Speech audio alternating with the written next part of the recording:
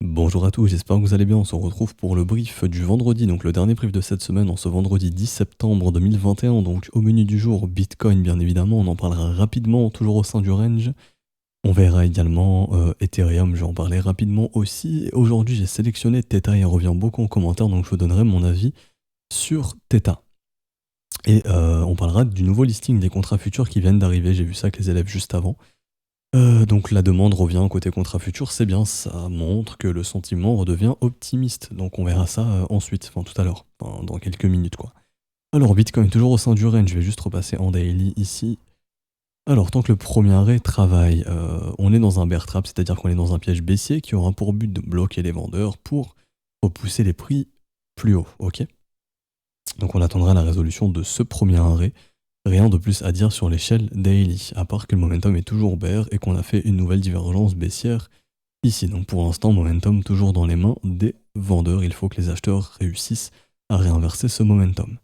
Également, Bitcoin ici en 4 heures, donc sur Coinbase, j'ai mis le volume profile avec les élèves tout à l'heure, donc juste sur la phase de range, pour identifier où est-ce qu'on a le plus de volume exécuté au sein de ce range. Bien évidemment, c'est au milieu du range.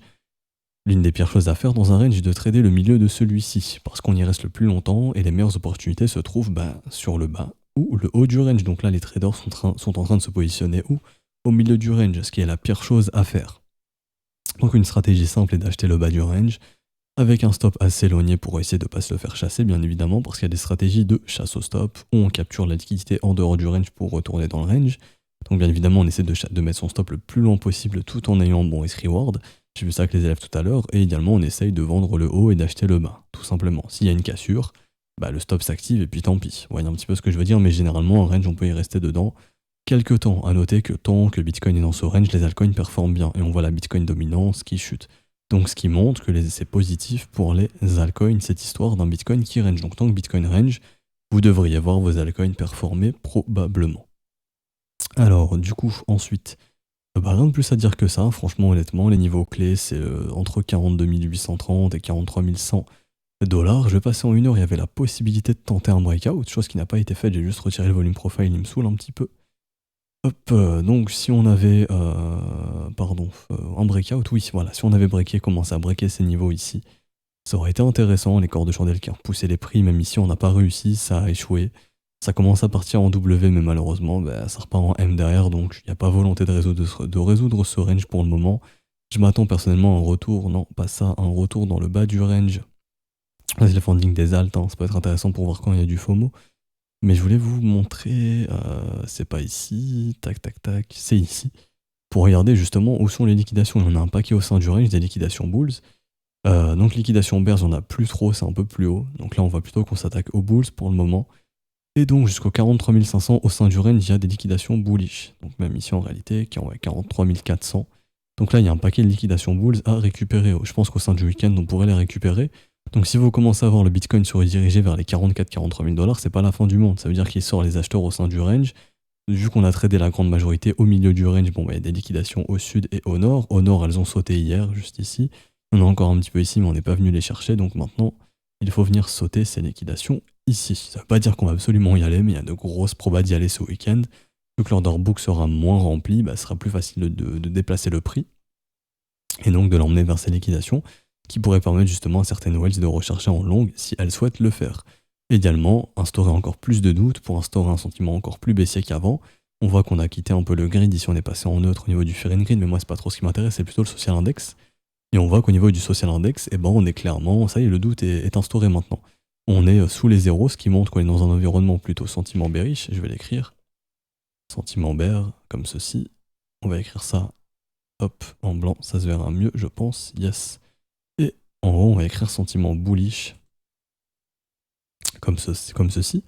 Donc là, on a eu un enfoncement de sentiment bull où les gens étaient convaincus que ça y est, on allait péter la TH.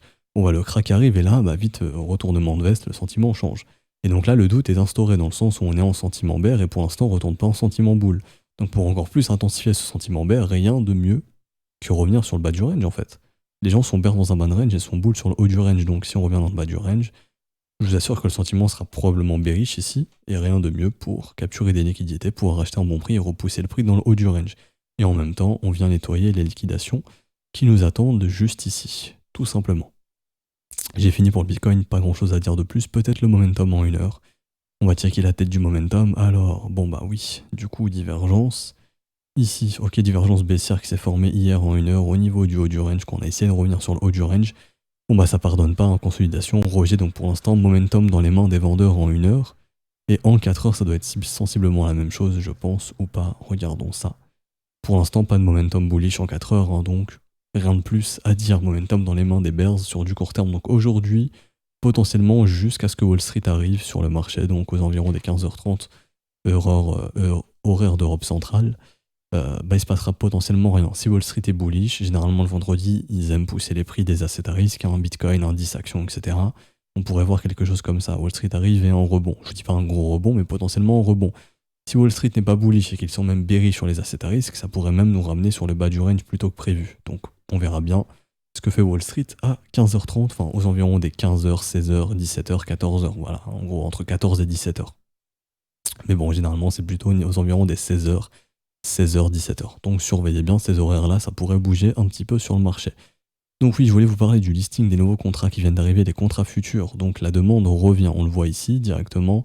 On a un spread de 2,3% entre le prix du contrat futur et le prix spot. Donc si je vous montre ici, ça c'est Coinbase, on a 46 046 $. Si je vous montre le prix du contrat futur, on est 2% plus haut. Donc à 46 000, 47 105 $. Donc ce qui montre que la demande revient ici sur le prix du contrat futur.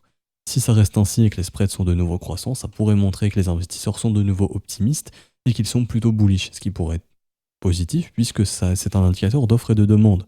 Quand les spreads sont croissants et qu'ils ne sont pas à des valeurs aberrantes, par exemple 8-10% de spreads, cela ne traduit pas de l'euphorie mais plutôt de l'optimisme et une demande qui est présente, donc que les prix sont amenés à pousser vers le nord très très probablement. Encore une fois, c'est pas une science exacte, mais c'est vraiment un bon indicateur, donc wait and see, on verra bien le développement. Si c'est un simple rebond, ce qui peut arriver, hein, si on voit les spreads se remettre à faire ça dans les prochains jours, bon bah ce sera annonciateur de rien du tout, et puis ce sera bear, hein, tout simplement.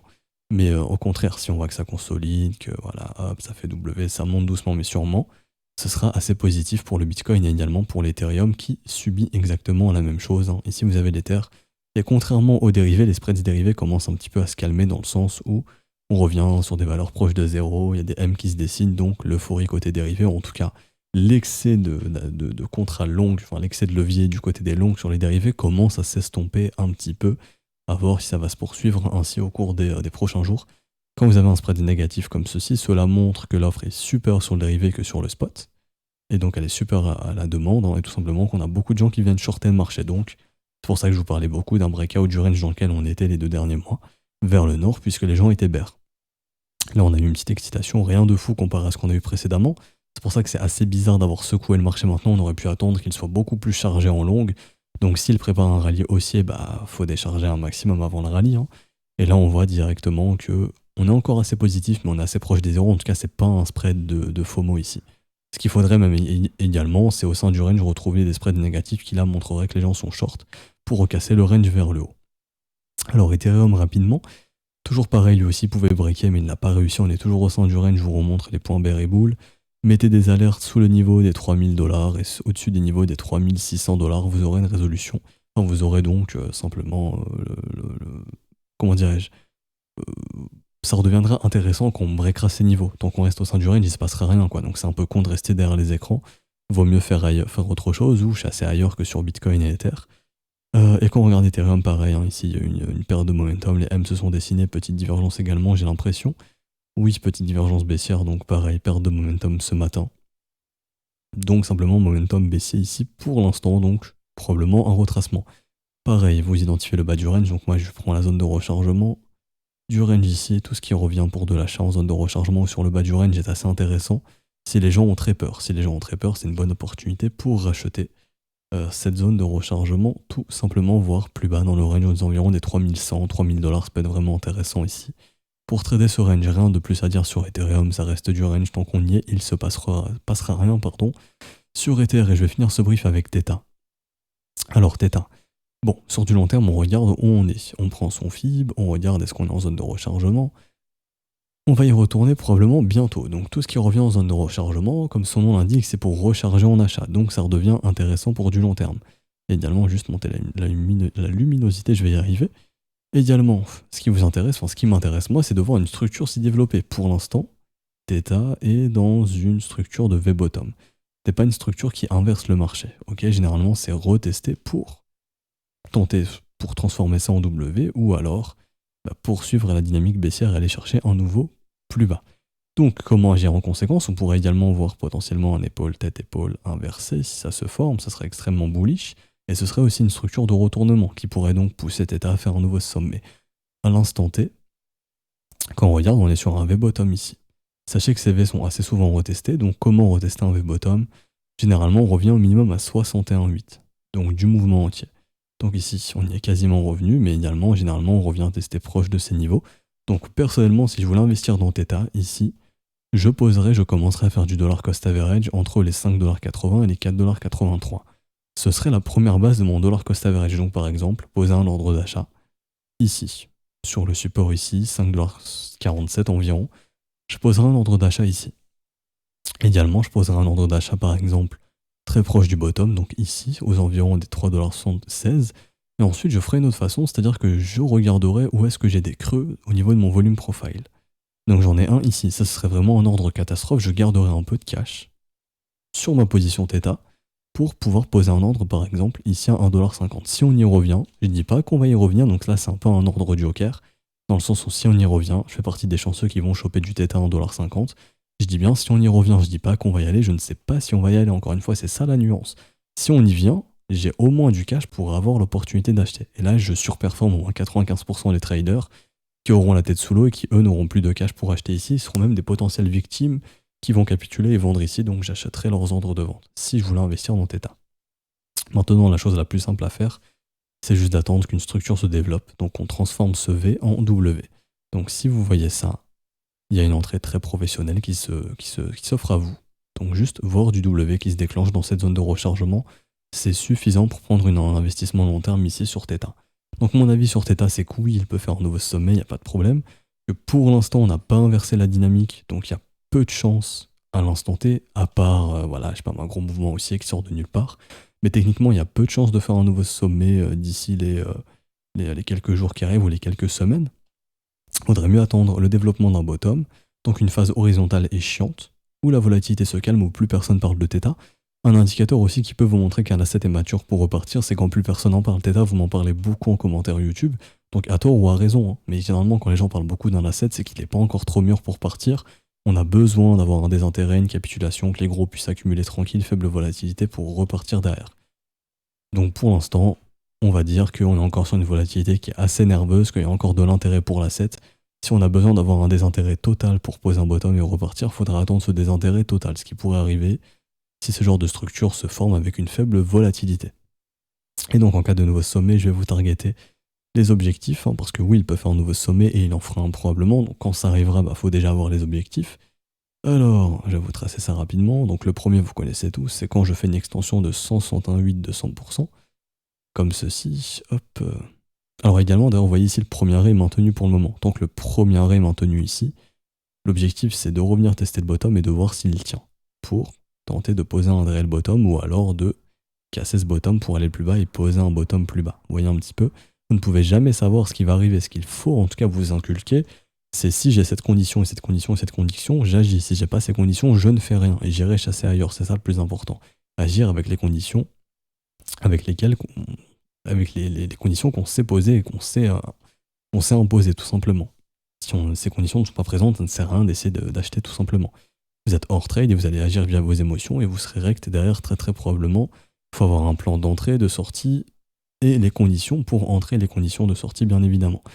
Alors, donc ici pour l'objectif, hop. Donc je vais refaire le même fib parce qu'au final ce fib me sert. Alors comme ceci, je prends le bottom, je regarde l'extension. En cas de nouveau sommet, très rapidement on pourrait se diriger entre les 23$ et les 28$. Donc pour objectif long terme, c'est un minimum, hein. Et sinon j'ai d'autres objectifs ici avec les extensions de fib.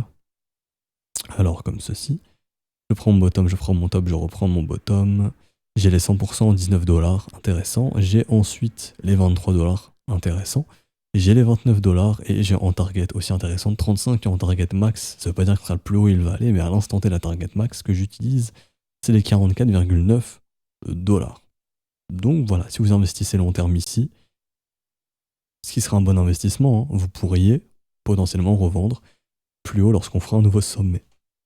Pardon, parce que techniquement, il y a quand même assez de grosses probas de faire un nouveau sommet. Je vais juste rapidement checker s'il y a des news à venir au cours des prochains trimestres, aux prochains mois, aux prochaines semaines. Alors, et on se laissera ici. Alors, Theta, on regarde, on cherche. Est-ce qu'on a des news à venir? Alors, ok, il y a quand même du développement. Quand même du développement pour septembre, décembre, jusqu'en fin d'année. Ok, ok. Donc, ok, c'est un projet qui a le vent en poupe. Je pense que c'est pour ça que vous m'en parlez beaucoup. Donc maintenant, il faut juste la technique. C'est-à-dire qu'il faut que le marché, en fait, donne la technique. Oui, je vais partir. Mince. C'était pas ici. Ah, je me suis perdu de chart, c'était ici. Il faut que le marché donne l'information. Oui, techniquement, c'est bullish. Et je vais pouvoir partir derrière. Pour l'instant, on est sur du V. Ici, il y a eu tentative, hein, c'est bien, W de continuation, breakout. Ça s'est fait avaler, donc maintenant, la zone de rechargement est votre ami entre 5,90$, 5,80$ et 4,80$. Franchement, c'est un bon niveau de prix d'achat, honnêtement, pour du long terme en mode dollar cost average, ou alors vous attendez simplement qu'une structure s'y pose comme on a vu juste avant. On va se laisser ici pour aujourd'hui, j'espère que ça vous aura plu. On se laissera ici aussi pour cette semaine, il n'y a pas de brief le week-end, on se retrouvera lundi. Je vous souhaite une bonne journée, n'hésitez pas à laisser un petit pouce bleu si ce brief vous a plu, à vous abonner également si vous voulez suivre les prochains briefs. Si vous voulez rejoindre l'école, tout est expliqué en description et en commentaire. Vous pouvez le faire via le Patreon, mais là c'est un peu tard à ce stade du mois, donc le mieux c'est de privilégier les entrées via les crypto-monnaies, donc les paiements en crypto. Vous pouvez passer via les paiements en USDT ici, TRC20. Donc vous avez les prix ici et comment faire, hein, tout expliqué. Si vous avez une quelconque question, n'hésitez pas à un des professeurs qui sera connecté, donc à moi ou à un de mes collègues, on vous répondra et on vous aidera, il n'y a aucun problème. Je vous souhaite un bon week-end, on se retrouve donc lundi. Ciao ciao.